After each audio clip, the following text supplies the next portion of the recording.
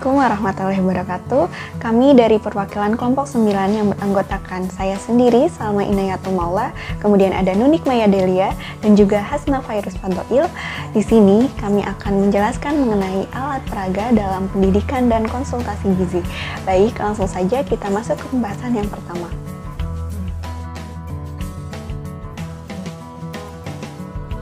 Masuk pada pembahasan yang pertama, yaitu ada definisi alat peraga. Alat peraga atau media ini dapat diartikan berupa orang, material, atau kejadian yang dapat menciptakan kondisi tertentu, sehingga memungkinkan klien ini memperoleh pengetahuan, keterampilan, atau sikap yang baru. Dalam pengertian ini juga konselor atau penyuluh, buku, dan lingkungan juga termasuk dalam media. Nah, alat peraga ini merupakan salah satu sarana penting dalam proses pendidikan dan konsultasi gizi. Nah, peran media atau alat peraga ini sangat strategis untuk memperjelas pesan dan meningkatkan efektivitas proses konseling gizi. Oleh sebab itu, seseorang penyuluh dan konselor gizi ini harus dapat mengenal, memilih, menggunakan, dan menilai berbagai alat peraga yang paling sesuai dengan situasi, tempat pendidikan, dan konseling gizi yang akan dilakukan. Letak peranan alat peraga dalam berbagai situasi belajar ini digambarkan sebagai berikut. Yang pertama itu ada belajar sendiri, kedua ada belajar dari lingkungan, ketiga belajar melihat atau mendengar, kemudian yang keempat itu ada belajar meniru dari apa yang dilihat dan didengar, yang kelima ini ada belajar dengan guru, dan yang keenam ini ada belajar dengan guru, alat peraga, pengalaman, dan lain-lain. Adapun manfaat alat peraga yang paling utama ini adalah untuk memperjelas pesan-pesan yang akan disampaikan. Di samping itu pula, alat peraga ini dapat menambah efektivitas proses pendidikan dan konseling gizi. Menurut Departemen Kesehatan 1982 secara perinci manfaat alat peraga ini salah satunya itu untuk menemukan minat kelompok sasaran, membantu kelompok sasaran untuk mengerti lebih baik, lalu yang ketiga ada membantu kelompok sasaran untuk meneruskan apa yang telah diperoleh kepada orang lain, lalu yang keempat ada membantu mengatasi hambatan bahasa, yang kelima dapat mencapai sasaran lebih banyak, dan yang keenam dapat membantu kelompok sasaran untuk belajar lebih banyak. Selanjutnya itu ada jenis-jenis alat peraga. Yang pertama itu ada audio visual aids atau AVA. AVA ini dikelompokkan menjadi 3, yaitu yang pertama ada visual aids non-project seperti papan tulis, buku, diktat, dan lain-lain. Lalu ada project seperti slide, film strip, dan lain-lain. Lalu yang kedua ini ada audio aids seperti loudspeaker, tape recorder, radio. Lalu yang ketiga itu ada audio visual aids seperti video tape, film, sound, slide, dan lain-lain. Nah, adapun contoh visual aids non-project yaitu ada brosur, leaflet, poster, dan food model. Adapun contoh visual aids project yaitu ada slide, movie film, film strip, dan transparasi. Nah, adapun syarat-syarat alat peraga untuk dapat meningkatkan efektivitas proses pendidikan dan konseling gizi, maka alat peraga ini harus memenuhi syarat sebagai berikut. Yang pertama itu harus sopan dan menarik. Lalu yang kedua itu disesuaikan dengan sasaran didik. Nah, sasaran ini dapat dilihat dari segi umur, seperti anak-anak, remaja, dewasa, lansia, dan lain-lain. Lalu untuk syarat selanjutnya itu mudah ditangkap, singkat, jelas, dan syarat yang terakhir yaitu sesuai dengan pesan yang akan disampaikan. Yang selanjutnya ini ada ciri alat peraga. Nah, ciri alat peraga sederhana ini menurut Departemen Kesehatan RI tahun 1982 ada beberapa ciri alat peraga sederhana. Ciri-cirinya itu yang pertama mudah dan memenuhi kebutuhan petugas kesehatan dan masyarakat. Lalu yang kedua ini dibuat dari bahan di tempat alat peraga itu digunakan. Lalu yang ketiga ditulis atau digambar secara sederhana dan menggunakan bahasa atau gambar yang mudah dimengerti. Yang keempat, masyarakat melihatnya sebagai penggambaran keadaan lingkungannya sendiri. Merencanakan dan memilih alat peraga. Sebagai pedoman umum, merencanakan dan memilih media adalah sebagai berikut. Yang pertama, sebelum memilih alat peraga, seorang pendidik dan konselor harus menyadari bahwa setiap alat peraga memiliki kelebihan dan kekurangan masing-masing. Yang kedua, perencanaan dan pemilihan media hendaknya dilakukan secara objektif. Yang ketiga, pemilihan media hendaknya memperhatikan hal-hal berikut, yaitu sesuai dengan tujuan yang dicapai, sesuai dengan sasaran, ketersediaan bahan dan alat, dana dan daya yang digunakan, tempat alat peraga dan siapa yang menggunakan, serta kualitas atau mutu teknik. Uji awal alat peraga. Sebelum alat peraga diproduksi secara besar-besaran, sebaiknya dilakukan uji awal terlebih dahulu. Hal ini bertujuan untuk mengetes pesan yang akan disampaikan dapat diterima oleh klien atau sasaran. Pedoman uji umum alat peraga. Yang pertama, persiapkan salah satu alat peraga yang ingin diproduksi, tentukan pokok-pokok pesan yang ingin disampaikan, tentukan gambar-gambar pokok yang sesuai dengan isi pesan, kumpulkan sekelompok sasaran percobaan yang memiliki latar belakang yang sama, perlihatkan alat peraga tersebut beserta pesannya, bertanya secara santai, memintakan komentar dari teman tentang alat peraga tersebut, dan produksi setelah alat peraga beserta pesannya dipersepsikan sama oleh pasaran. Poster merupakan pesan singkat dalam bentuk gambar atau tulisan dengan tujuan mempengaruhi seseorang agar orang tersebut bertindak. Ciri-ciri poster yaitu sederhana, memuat suatu pesan atau ide tertentu, teks ringkas, jelas, dan bermakna.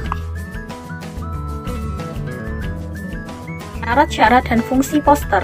Syarat-syarat poster terdiri dari dibuat dalam tata letak yang menarik, dapat dibaca dalam jarak 6 meter, tidak boleh lebih dari 7 kata, harus menggugah emosi, ukuran umumnya 50 x 70 atau 35 x 50. Fungsi poster yaitu pembangkit perhatian, pemberi petunjuk sebagai peringatan, dan perangsang kreativitas sasaran. Langkah-langkah pembuatan poster. Dimulai dari memilih satu objek atau masalah yang akan dijadikan topik. Pilih satu pesan singkat, gambarkan pesan tersebut dalam bentuk sketsa. Pesan dibuat mencolok, singkat, tetapi dapat dibaca dengan jarak 6 meter, buat dalam warna yang kontras, susun tata letak yang menarik antara gambar dan tulisan, hindari embel-embel yang tidak perlu. Setelah selesai, lakukan prauji, dan poster dapat diproduksi secara massal. Keuntungan dan keterbatasan poster. Keuntungan poster yang pertama, pembuatan mudah dan tidak membutuhkan waktu lama. Yang kedua, murah dan mudah menggugah orang untuk berpartisipasi atau menjangkau banyak sasaran. Dan yang ketiga, membantu meningkatkan efektivitas proses belajar mengajar. Namun pada keterbatasan poster, kemungkinan terjadi perbedaan penafsiran gambar oleh orang yang melihat, kurang mencapai target apabila penempatan kurang tepat. Yang ketiga, kualitas gambar yang sangat besar pengaruhnya terhadap keberhasilan penggunaan poster. Cara pemakaian dan tempat pemasangan poster. Untuk cara pemakaian poster, poster cocok digunakan untuk tindak lanjut pesan yang sudah disampaikan, mengingat kembali dan mengarahkan pembaca ke arah tindakan tertentu, sebagai bahan diskusi kelompok, dan mengganti poster sesuai dengan batas waktu yang diperlukan. Untuk tempat pemasangan poster, poster cocok dipasang di tempat umum, di kantor pemerintah, dan mengganti poster secara teratur agar tidak membosankan. Bahan pembuat poster. Dengan kemajuan teknologi, poster dapat didesain dengan komputer. Namun, secara manual, bahan-bahan yang diperlukan untuk membuat poster yaitu cat air, kuas, kertas gambar, cetakan huruf dari berbagai jenis dan ukuran, potongan gambar, penggaris, pensil, dan penghapus. Leaflet merupakan selembar kertas berisi tulisan yang dilipat sehingga dapat terdiri atas beberapa halaman. Tulisan umumnya terdiri atas 200 hingga 400 kata yang isinya dapat dimengerti dalam sekali baca. Keuntungan dan keterbatasan leaflet. Yang pertama, dapat disimpan dalam waktu lama. Kemudian, lebih informatif dari poster dan dapat dijadikan sebagai sumber pusaka. Yang ketiga, lebih dapat dipercaya karena dicetak oleh lembaga resmi. Kemudian untuk kekurangannya sendiri, hanya bermanfaat untuk orang yang punya huruf, mudah terjajar, dan yang terakhir perlu persiapan khusus dalam membuat dan menggunakannya. Ada beberapa prosedur dalam pembuatan leaflet, diantaranya menentukan topik, mengenali ciri-ciri sasaran yang akan dituju, merumuskan tujuan operasional, mempertimbangkan dana dan fasilitas, menuliskan pesan-pesan sebagai wujud gagasan yang ingin disampaikan, menentukan bentuk pesan dan menyusun pesan seefektif mungkin. Kemudian sebelum diproduksi secara masif sebaiknya diuji coba. Kemudian pertimbangan pengaturan tata letak leaflet. Yang pertama, penempatan judul, subjudul, ilustrasi, dan nomor halaman. Yang kedua, panjang baris dan lebar ruang kopi. Yang ketiga, jumlah kolom. Yang keempat, penekanan pada pesan khusus. Berikutnya ada lembar balik. Lembar balik merupakan suatu alat peraga yang menyerupai album gambar, terdiri atas lembaran-lembaran yang disusun dalam urutan tertentu dan diikat pada bagian atasnya. Keuntungan dari lembar balik ini diantaranya isi pokok pembicaraan dapat disiapkan sebelumnya, urutan penyajian dapat diatur dengan tepat, chart dapat diambil dan diukur tempatnya dan mudah disiapkan. Kemudian cara penggunaan lembar balik. Yang pertama, tempatkan pada tempat yang cocok atau strategis. Yang kedua, perkenalkan subjeknya. Yang ketiga, sajikan tiap gambar dan beri penjelasan. Kemudian tutupkan chart bila perlu. Yang kelima, kembali pada gambar-gambar yang cocok. Dan yang terakhir, jika perlu dapat ditambah penjelasan singkat. Alat bahan serta cara membuat lembar balik. Alat bahan yang digunakan diantaranya kertas ukuran flipchart yang dibendel pada ujungnya, semua alat-alat untuk menggambar dan menulis standar, dan klip yang agak besar serta paku. Kemudian cara membuatnya, pilih tema, buat tulisan pada gambar, menentukan warna, pre-testing dan revisi, kemudian yang terakhir ikat di bagian atasnya dan gantungkan pada standar.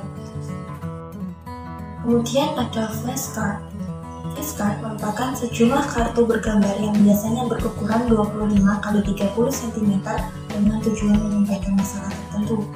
Keuntungan flashcard diantaranya mudah dibawa, dapat disimpan lama, flashcard yang sama dapat dipakai kembali, dipakai untuk kelompok maksimal 30 orang. Untuk penggunaan flashcard sendiri, ada beberapa di antaranya kartu dipegang seluruhnya dengan bagian gambar menghadap ke sasaran.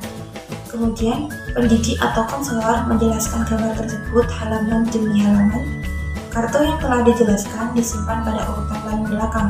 Kemudian seluruh kartu yang sudah dijelaskan dicek kembali urutan-urutannya. Untuk pembuatan flashcard sendiri, alat dan bahan yang diperlukan antara lain kertas manila atau karton, kuas, bidon, cat air, dan pensil. Dan langkah-langkahnya, yang pertama menentukan tujuan, mengumpulkan dan menuliskan ide-ide, membuat sketsa, uji coba, revisi, dan yang terakhir membuat tempat untuk menyimpan. Alat peraga dapat menjadi media memperluas ilmu pengetahuan. Salah satunya adalah buku mengenai kepahlawanan, di mana pahlawan yang setia berkorban bukan untuk dikenal namanya, tetapi semata-mata membela cita-citanya, dan bangsa yang besar adalah bangsa yang menghormati jasa para pahlawannya. Selamat Hari Pahlawan.